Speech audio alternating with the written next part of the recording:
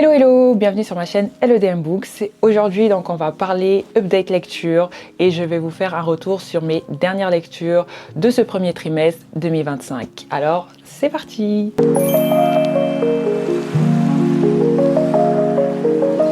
J'ai lu La femme de ménage de Freda McFadden. Oui, je le sais, c'est un livre qu'on a entendu parler partout, que ça soit sur les réseaux, que ça soit une personne que vous connaissez qui vous en a parlé. Certainement, vous vous êtes dit, mais finalement, en fait, ce livre, il parle de quoi et tout, et pourquoi il y a autant de gens, en fait, qui parlent de ce livre. Donc, moi aussi, j'avais envie de répondre à cette question, et c'est pour ça que, du coup, je me suis dit, vas-y, je vais le lire. Donc, de base, déjà, c'est un thriller, c'est un roman thriller.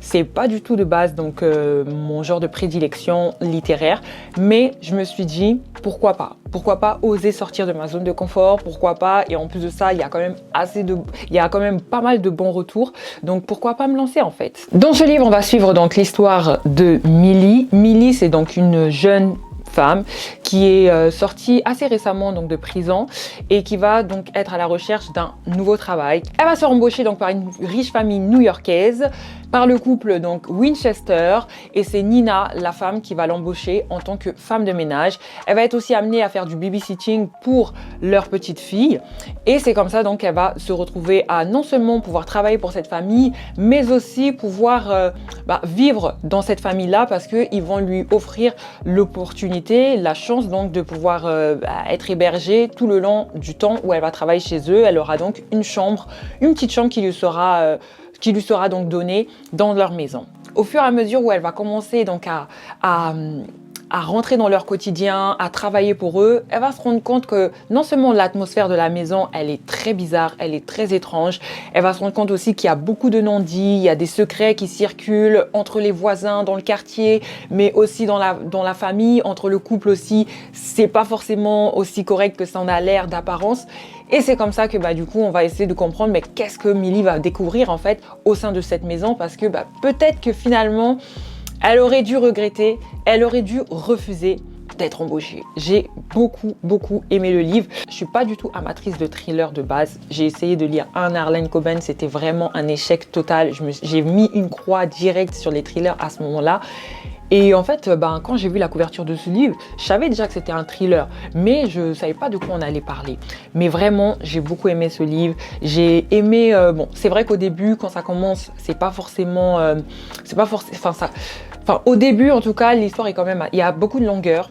Il y a un peu de lenteur avant que l'histoire puisse s'installer. Donc c'est vrai que au début, on installe un peu le cadre, on voit comment Millie s'installe donc dans cette famille, on a l'impression que vraiment tous les personnages sont assez lisses, etc. et tout. Et au final, plus on avance et plus en fait on se rend compte qu'il y a des secrets qu'on va découvrir. Par contre, ce que j'ai aimé, en fait comment l'histoire elle est écrite, comment l'histoire elle est ficelée, comment donc on va nous faire révéler des rebondissements, des révélations qui vont se passer. Vraiment, c'est un livre qui va vraiment susciter vraiment cette curiosité, susciter vraiment cette envie irrépressible vraiment de tourner les pages et de voir qu'est-ce qui se passe après. Ça vraiment, c'est ce que j'ai beaucoup aimé que ce livre-là me procure, sachant que c'était le premier livre de l'année. Et donc vraiment, je trouve que je comprends du coup la hype qu'a ce livre-là. Vraiment, je la comprends.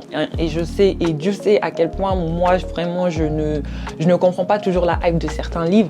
Mais pour celui-ci, pour le coup, ouais, je suis totalement d'accord que c'est un excellent livre. Enfin, c'est un bon livre en tout cas. C'est un livre qui se lit bien, qui se lit vite et qui est quand même assez facile d'accès à peu près tout le monde. Et c'est peut-être pour ça aussi l'ampleur que ce livre-là a eu autour de nous finalement, parce que c'est accessible, ça se lit vite et on a un peu tous les mêmes réactions en fonction de certaines scènes. Et donc je pense que c'est ça aussi qui fait que il a pas mal pris depuis un certain temps, hein. Je pense que c'était même avant l'année 2025 et voilà quoi. Donc du coup c'est un très bon livre. Moi je lui ai mis 4 étoiles à ce livre là. Il le mérite vraiment Et d'ailleurs, bah, voilà, j'ai le tome 2 dans ma pile à lire et je vais pas tarder à le sortir. On continue donc avec un autre livre que j'ai lu aussi et que j'ai beaucoup aimé. C'est Le tatoueur d'Auschwitz de Heather Morris. Alors là, du coup, on change complètement de registre. On n'est absolument pas sur du thriller. On est sur un roman dit fiction historique, voire même romance. Moi, je le classerai pas forcément dans la romance, même si effectivement, je comprends pourquoi est-ce que il est question de romance. Donc dans ce livre, on va suivre l'histoire de Lali. C'est donc un jeune Autrichien qui va se retrouver emprisonné au camp d'Auschwitz. Et il va très vite comprendre en arrivant là-bas que s'il veut pouvoir survivre, s'il veut pouvoir en tout cas parvenir à s'en sortir, il va falloir donc du coup qu'il ait une bonne position. Et c'est comme ça qu'il va donc se mettre à travailler en tant que tatoueur. Toutes les personnes en fait qui arrivent au camp d'Auschwitz vont se voir tatouer un numéro. Hommes, femmes, enfants, tout le monde va se voir tatouer un numéro sur son bras ou bien une partie de son corps. Et c'est donc le métier du tatoueur. C'est le métier donc du coup que Lali va faire. Donc les jours vont passer et Lali va vraiment comprendre à quel point là où il est arrivé, c'est vraiment un endroit horrible, c'est un endroit terrible. Et en fait, entre la peur, l'angoisse, mais aussi le désespoir finalement de s'en sortir, il va finir par rencontrer celle qui sera un petit peu son espoir, son rayon de soleil en fait dans ce cadre assez enfer, dans ce cadre misérable, dans ce cadre cauchemardesque. Et cette femme-là, c'est Gita. J'ai voulu lire ce livre parce que, en fait, cette année, j'ai vu que la série voulait sortir là. La série allait sortir sur M6 et je me suis dit, mais en fait, moi, je suis aucune adaptation avant d'avoir lu le livre. Donc, je me suis dépêchée d'aller acheter le livre pour ensuite, après, suivre l'adaptation, qui d'ailleurs, je vous le conseille parce qu'elle est vraiment fidèle, du coup, au livre. C'est un livre qui a été vraiment très bouleversant, très déchirant. Forcément, vous le savez, hein, dès lors qu'il est question de ce qui s'est passé pendant la Seconde Guerre mondiale, avec les nazis, dans les camps de concentration, dans les camps d'extermination, c'est toujours des histoires vraiment, vraiment horribles, vraiment déchirantes et bouleversantes. Et c'est vraiment ce qu'on ressent beaucoup à travers ce livre-là. On voit que Lali, en fait, il se retrouve à vraiment faire des choses qu'il n'avait pas spécialement envie de faire, qu'il va être contraint de faire des choses pour pouvoir survivre ou pour pouvoir permettre que sa bien-aimée, elle puisse également aussi, elle-même aussi, être mise à l'abri de certaines choses. Et donc c'est pour ça que vraiment c'est un livre que j'ai beaucoup aimé, j'ai beaucoup été touchée par leur histoire. Et pourquoi aussi j'ai aimé ce livre-là? Parce qu'en fait c'est une histoire c'est un livre en fait qui est tiré d'une histoire vraie. L'autrice a eu l'occasion en fait de rencontrer un survivant du camp d'Auschwitz et elle s'est dit qu'elle allait donc raconter son histoire puisque Lali, donc le personnage fictif, mais qui est donc véritablement aussi vrai, a raconté donc cette histoire à l'autrice et cette autrice a décidé donc d'en faire un livre, d'en faire un roman. Donc oui, il va y avoir pas mal d'aspects qui vont être romancés, pas mal de choses qui vont être de l'ordre de l'imaginaire, de la fiction, mais c'est aussi beaucoup de choses qui vont relater finalement le vécu de cet homme-là et de comment il a survécu, de comment il a aussi eu pas mal de regrets par rapport aux choses qu'il a été amené à faire pour survivre, pour pouvoir tenir bon, pour pouvoir s'accrocher. Et on ressent vraiment que voilà, ça a été horrible pour lui, ça a été vraiment difficile. Et c'est ça en fait qui en fait vraiment un livre bouleversant, un livre touchant, un livre qui mérite vraiment du coup d'être lu. Et voilà, hein, moi franchement je suis toujours autant touchée par des livres donc de fiction historique. Vous allez avoir beaucoup de passages assez difficiles, que ça soit la violence, que ça soit la nudité des personnages, que ça soit aussi les agressions sexuelles. Donc voilà, hein. Donc si c'est des choses auxquelles vous êtes sensible, je tiens quand même à prévenir que c'est de ça dont il va beaucoup être aussi question dans ce livre-là, que ce soit des meurtres, que ce soit vraiment des assassinats. Donc voilà, donc faut s'accrocher.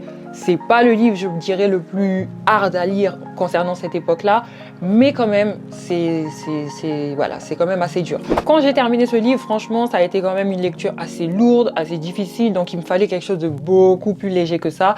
Et c'est là que donc du coup, j'ai trouvé ce livre qui allait pouvoir me permettre un peu de me changer mes idées. Enfin, c'est ce que je pensais au départ. C'est Inséparable de Sarah Crossan. C'est un roman young adulte. On va suivre dans ce livre-là l'histoire de Grace et Tippi. Grace et Tippi, c'est deux sœurs jumelles qui sont siamoises. Et dans ce livre, on va donc les découvrir en train de rentrer au lycée. C'est quelque chose que les deux jeunes filles, elles appréhendent énormément. Elles appréhendent beaucoup que ça soit le regard des gens, que ça soit les critiques qu'elles vont pouvoir avoir de leur apparence, mais aussi est-ce qu'elles vont arriver à pouvoir vivre en fait leur vie de lycéenne normalement comme tous les autres élèves, ou est-ce que ça va être beaucoup plus difficile pour eux du fait de leur handicap. Alors la spécificité de ce livre, c'est que c'est un livre écrit en vers libre. C'est vraiment écrit en fait comme un poème, et ça se lit assez vite, ça se lit assez rapidement. Au début, j'étais un peu déroutée parce que j'avais peur finalement de pas arriver à vraiment rentrer dans l'histoire vu la forme d'écriture, mais au final, j'ai quand même réussi à bien plonger dans l'histoire et j'ai vraiment beaucoup apprécié. C'est un livre que je voulais lire pour me changer un peu les idées du livre que j'avais lu précédemment, mais en fait j'étais pas prête. J'étais vraiment pas prête à ce que ça soit aussi bouleversant et aussi touchant. Ce que j'ai beaucoup aimé dans ce livre, c'est que en fait l'autrice elle va parler aussi donc de l'histoire vraie de d'autres frères ou sœurs siamois, et moi ce que j'ai aimé, c'est que ça m'a poussé en fait à me documenter sur justement des histoires de siamois, des histoires vraies en fait de siamois, et ce que j'ai vu, c'est que pour la plupart les histoires en fait elles se finissaient vraiment mal. Enfin voilà, c'était des personnes qui étaient soit exposées comme des bêtes de foire, soit ce sont des personnes qui ont mal vécu la perte d'un de leurs frères ou de leur sœur en tant que siamois, parce que en fait la question qui se pose, c'est que est-ce que finalement elles peuvent survivre en étant siamoises? Est-ce que ça va pas avoir en fait des contraintes au niveau de leur santé? Parce que c'est une situation d'handicap, le fait d'être siamoise. Et on comprend en fait que c'est une situation en fait d'handicap qui est assez complexe, qui est assez difficile au quotidien, que ça soit aussi bien pour elles, mais aussi pour leur famille.